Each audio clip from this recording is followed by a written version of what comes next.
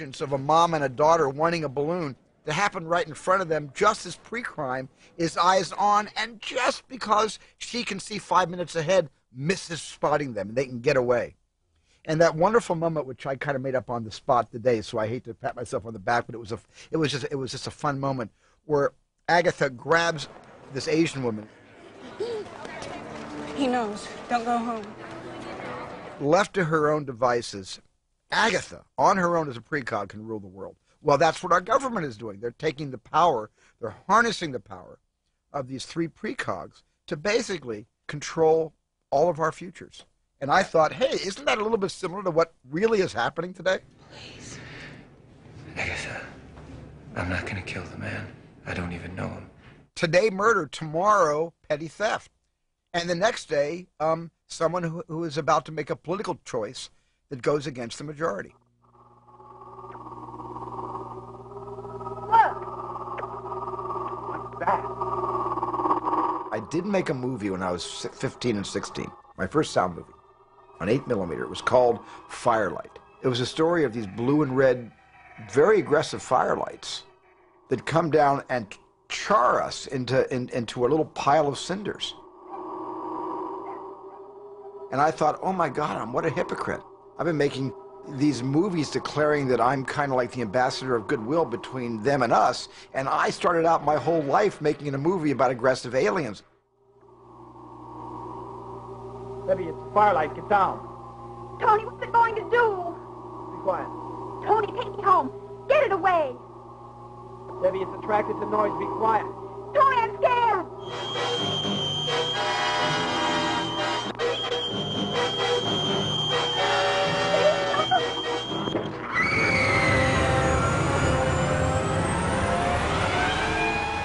I think a lot of War of the Worlds is about our response to terrorism, because we don't see the aliens for quite some time. We just see their machines. Get out! Get out! Get down! Is that the terrorist? Just get out! Get down! Get down! I kind of made that shut up. We were on the last day of shooting, and I kept looking at the bridge thinking, wouldn't it be really cool if the aliens took out the bridge and turned it over to Pablo and Dennis Murin at ILM, and they took the bridge out through the magic of digital photography.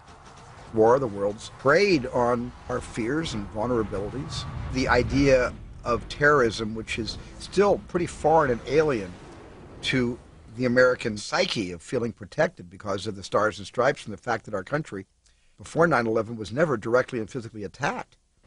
I just made the train up one day. I was pre-visiting the whole movie, and I thought, hey, what if they get to the ferry and the gates come down and the people kind of stop because the gate's coming down and a train goes through, but it's a runaway train that's completely immolated.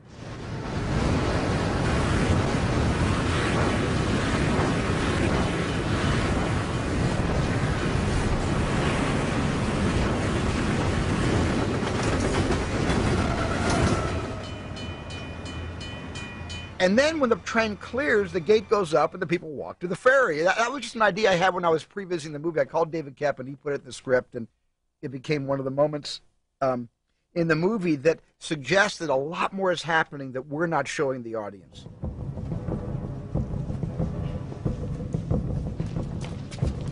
In September of 1972, during the Munich Olympics, the Popular Front for the Liberation of Palestine organized a team to go into the Olympic Village to take as hostages as many of the Israeli team as they could get their hands on. The rest is tragic history. And Israel responded by sending their own team into the field looking for the architects of the Munich murders. I never imagined Munich as an act in my career. I never saw it as that. I also didn't see it as an aberration in all the films I've made. I kind of saw it as a story that I felt needed to be told. I saw it as a film that would try to stir up a discussion that was off the table and not being discussed over the last 10 years. We have 11 Palestinian names. Each had a hand in planning Munich. You're going to kill them, 11 men, one by one. They're all in Europe now. You'll stay there as long as it takes. Europe only, not the Arab countries. That's for us, not you. Not Eastern Bloc. Don't upset the Russians. Who needs it? It satisfied a need in me to talk about something that was important to me as a Jew, as a huge supporter of Israel, and as a supporter of the peace process between the Palestinians and the Israelis, who I do believe can share the real estate and can live in peaceful coexistence. Do you know why we're here?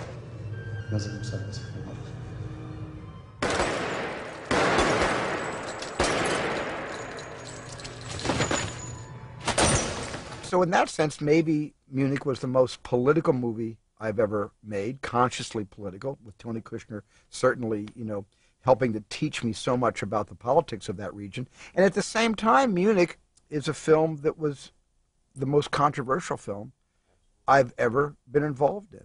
Unless we learn to act like them, we will never defeat them. We act like them all the time. Mahmoud Hamshari. Yes?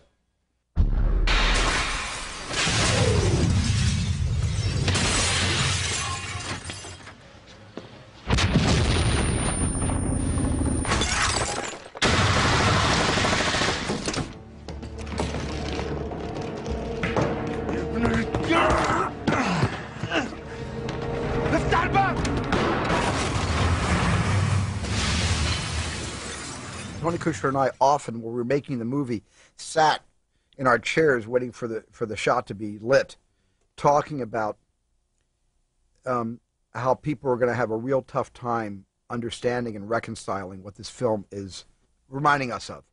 And we talked about that a lot.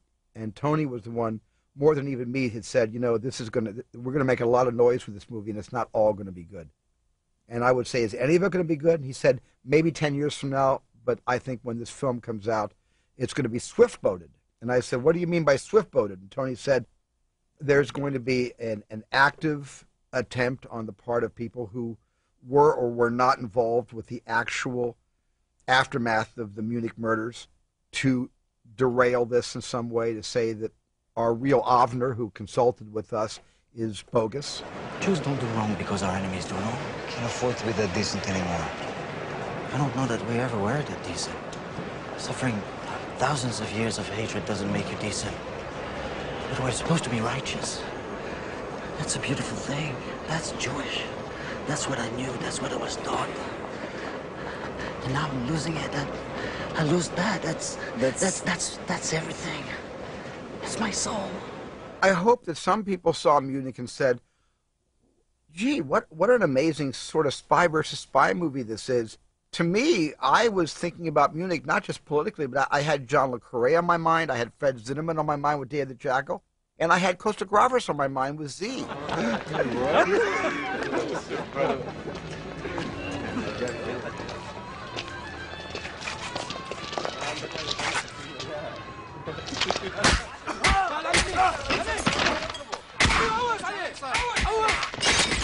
It wasn't just going to go out there and create this sort of political ruckus.